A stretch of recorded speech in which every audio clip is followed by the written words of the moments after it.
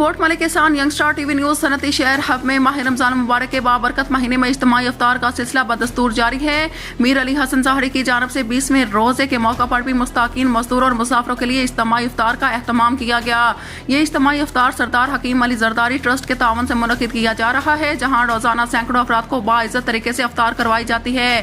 اس موقع پر میر علی حسن ظاہری کا کہنا تھا کہ ہب ایک اہم صنعتی شہر ہے، جہاں ملک کے مختلف علاقوں سے آئے ہوئے محنت کش روزگار کی تلاش میں مقیم ہیں اور موجودہ مہنگائی کے دور میں ان کی مدد کرنا ہم سب کی اخلاقی ذمہ داری ہے۔ انہوں نے مزید کہا کہ اجتماعی افطار کا یہ سلسلہ صرف روزہ داروں کی خدمت ہی نہیں بلکہ انسانیت، ہمدردی اور معاشرتی ہم آہنگی کی بہترین مثال بھی ہے۔